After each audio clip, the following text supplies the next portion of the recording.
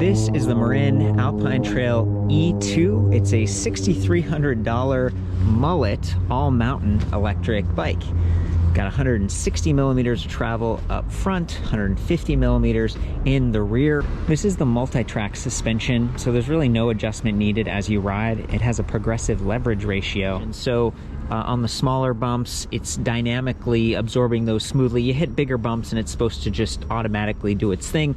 We can adjust compression back here as well as rebound, but it's not like a clicker like this where you can just reach down and adjust it on the fly. It requires a 3mm hex tool. So I thought that was really interesting, and you can see the coil over here. This thing has boost hub spacing, as you probably guess, 110 millimeters up front with 15mm thru-axle, 6mm hex bolt on that, and 148 millimeters at the rear. So you get the sturdier spoke bracing angle. It's just a wider, sturdier frame. And when I mentioned the mullet before, what we're talking about is a 29-inch diameter wheel up front by 2.5, and then back here 27.5, so it's a little bit shorter, by 2.8. So it's a plus size tire. It's a little bit wider, more air volume, a little bit better traction. Up front we got the lower attack angle, but a little bit more precise since it's narrower. Pretty cool to see this bike, especially because it's available in 4 frame sizes. I'm on the medium here, and obviously I'm not out on the trail. I'm not taking this thing through its paces, but there's some really great reviews out there, people actually jumping with it and taking the trail. I just wanted to explore this and share some of the trade-offs that I'm noticing.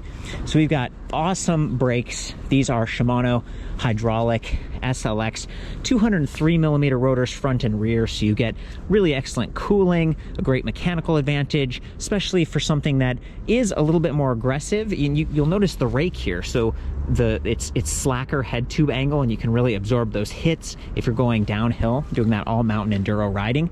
And we've got these rubber bumpers for oversteer, so that if the top of the fork impacts the frame, it won't damage the aluminum, and instead it hits this rubber. But I noticed that the little clicker here does hit the rubber, and so I don't know, it's not the end of the world or anything. You're not going to have this twist all around and rip out your cables and stuff, but I thought that was interesting that it actually hits the clicker. I wouldn't want that to get damaged. It's a very nice fork. This is a Fox 38, so 38mm stanchions here, black anodized, really burly, so they're thicker than some of the just tamer like trail bikes. This is like really heavy duty.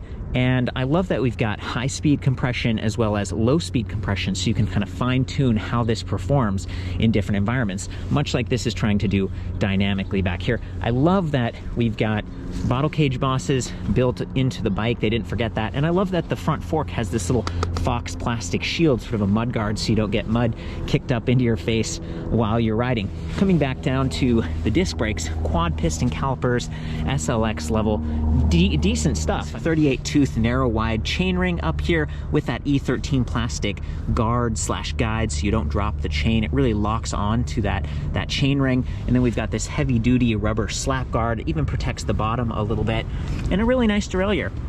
This is Shimano Deore XT, and it does have the one-way clutch, so you can tighten this up. If you are going off-road, it's just not going to bounce around as much. It's a little bit stiffer. And then if you're doing rear wheel maintenance, you can loosen it up, and it also makes shifting a little bit easier if you're just cruising around. Maybe you're on the way to the trail. Huge spread on this 12-speed cassette, 10 to 51 tooth, so 510% gear ratio. Just awesome. Lots of steps for climbing, and then also a good spread for bombing down the hill. You're not going to get outpaced by this thing. I love the Shimano EP8 motor, mid-drive motor, up to 85 newton meters of torque on this thing. It's very narrow. It's fairly lightweight when compared to some of the other motors on the market, and it offers a high pedal cadence. Of course, it's dynamic. It's giving you rear wheel speed, pedal cadence, and pedal torque. It's measuring these 3 signals to feel really dynamic and natural. 85 newton meters is pretty great, and in my experience, I've had no problem with this. When you think about the whole system, you know, I'm going to come up to the display in a second, but you can see that the battery on this bike is actually integrated into the downtube. And we've got this plastic shield, but it's got little bolts on it. It's not designed to remove. And for me, that's something I'm always thinking about, especially with like commuting electric bikes, where you know, you're riding somewhere and maybe you want to take the bike inside to charge it at your office or even at home, if you had to leave this bike in a really hot garage, that's not going to be great on those lithium-ion batteries. And at the other extreme cold, it's going to cut your range down. So, you know, it's a 36-volt pack, 630 watt hours, very high capacity. You're going to get excellent range, especially with the EP8 motor. And coming back to some of these other things, we got a nice dropper seat post, and it's not one that has like fixed positions. It's really smooth and dynamic. You can see the top tube is sloped here, so you have a relatively low standover height. And once we get into the electric components here, including the power button, it starts to have some compromises, in my opinion. Before we turn it on, I want to point you down at the frame right here. This is the charging port. Okay, so this is always where you're going to be plugging in, since the battery itself is not removable, and it's a little bit difficult to reach. I mean, this is the heavy-duty mountain bike. There's no kickstand included, and you just sort of have to lean it against the wall or lay it down. You usually want to lay a bike down on the non-drivetrain side, which is this side with the disc brakes, but those large 203mm rotors, they could touch the ground or get bent. So just be very careful when you lay it down, and keep in mind that somehow you're going to have to still reach this and plug it in. I believe this is the charger. Shimano has a few different versions, and this is the interface. I found it difficult to like plug into the bike. This is rated at 1.8 amps. It's not the fastest, but it's also not super big or heavy, so you could take it along with you. And again, the high capacity battery here I think is going to do pretty well and give you a decent range. But again, you know, look at where it's at. The fender isn't protecting way down there. All of this stuff is highly water and dust and mud resistant, but it's still just a little bit exposed, and it's difficult to reach. You just have to bend down or figure out how to lean the bike. And so for me, that's one of the trade-offs. And then you get up here to the, you know, handlebar and kind of the cockpit on the bike. I'm always wishing that there was like a button here to turn the bike on. Instead, you have to take your hand off and press the power button right here on the bike frame. Comes to life. You can see it says Shimano steps. We've got the little reader here, and then we can go up or down in terms of assist level, and there are 3. So we start with off, eco, trail, boost, and they're color coded, which is nice, especially since it's a smaller 1.5-inch diagonal display. But then there's another button down here, this little circle, which you can't reach. You know, my hand would be over here for the shifters and the brake levers. So I don't know how you're supposed to do this when you're riding. I guess you just kind of leave it alone. But right here we've got our current speed, then we switch and we get trip distance, odometer, range. A range is really cool because it dynamically updates based on the level of assist. So we can see here we're not quite full on the battery, 167 kilometers per charge based on recent riding, my weight and everything. And we go to time. It's kind of like a timer. Average speed, max speed, cadence. Cadence is really cool. I have been able to get over 120 RPM without losing motor support, and that's what you want for a mountain bike when you're downshifting into a steep climb. Clock, and then we're back to the beginning. Okay, and you hear that beep every time, including when I change assist levels over here. You can turn that off by holding the little circle button here for a couple seconds, and we get into the menu. You can change the clock. Light is pretty cool, so again I have to take my finger off here and I can invert it like that. Brightness, beep, turn the beep off. Units, language, adjust, shift timing. Okay, so you know, a lot of good options here, including options for electronic shifting, but this is mechanical. We do have SLX trigger shifters here on the right. I love that there's, you know, 2 ways, so you can push or pull the high lever and then multi-shift on the low lever. We got these locking grips, the tiny little, the brake levers with tool-free adjustable reach, the internal cable routing. Marin has, you know, been around since 1986. They're a pioneer in the mountain biking space. Marin, California, Mount Tamalpais.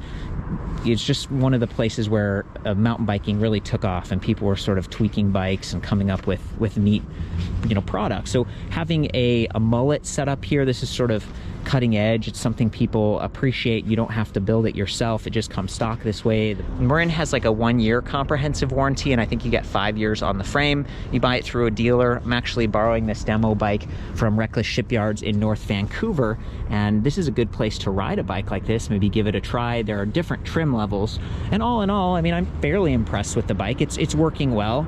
About 57 pounds on this. I looked at, instead of the The E2, I looked at the E1 back at the shop. It comes in red. This one only comes in one color. And that one was like 55 pounds.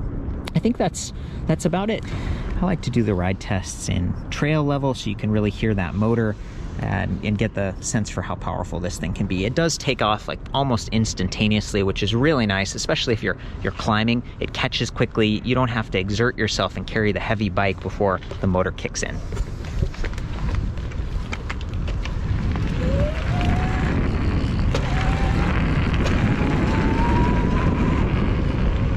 It does tend to tip side to side until you get a little bit of speed, and then it starts to be fairly steady. Being able to ride down steps like that with one hand, you know, the bike is very planted. It's such a nice derailleur and drivetrain. Yeah, it just eats the steps, no problem.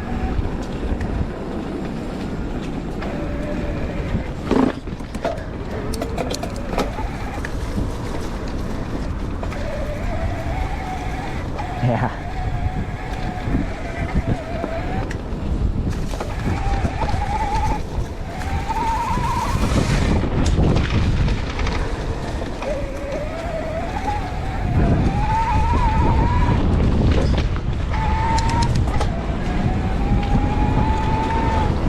Awesome.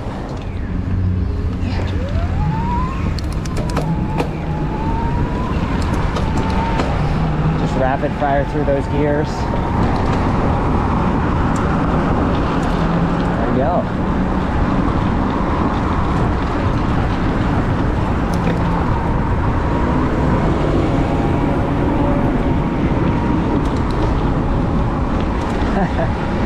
It's the kind of bike you can enjoy on the way to the trail.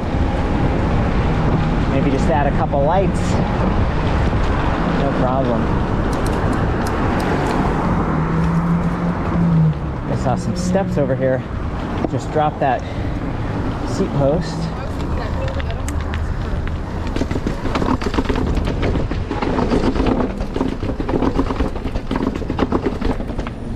Awesome.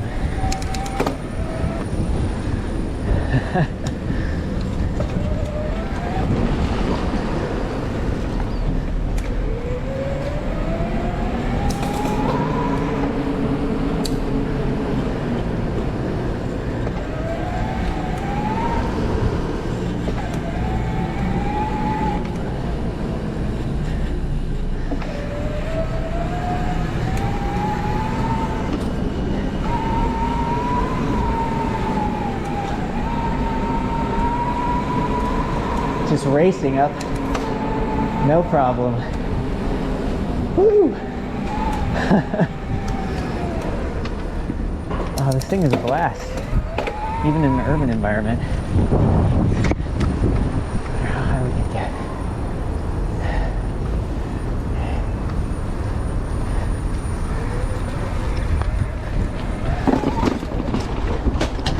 Oh, nice. I don't want to damage this too much. I got a pedal strike on the way up these steps, but that's still pretty good. 165 millimeter cranks instead of 170s. You can see we got the little plastic piece on the end so that it doesn't get too damaged, and then these plastic platform pedals here.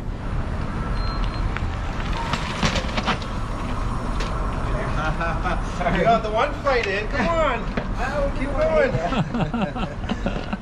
Back at the shop, I want to point out that this is a 35 millimeter diameter handlebar, so it's a little bit thicker and sturdier than 31.8 that I see on a lot of, you know, trail bikes and hybrid bikes. And back here, you can see the little magnet that the speed sensor for the rear wheel is just tucked in. It's not like a little spoke magnet with a reader here. This is going to be more protected, more durable. It's nice to see that. Well guys, that's the Marin Alpine Trail E2. For the full written review, check out ElectricBikeReview.com. Measured all the specs by hand, and there's a great comparison tool, so you could look at some of the other all-mountain enduro models I've covered recently. There are also some forums, so you can chat with people, get some feedback, see how the Marin e-bikes have been holding up over the years. I love you guys, ride safe, and we'll see you on the trail.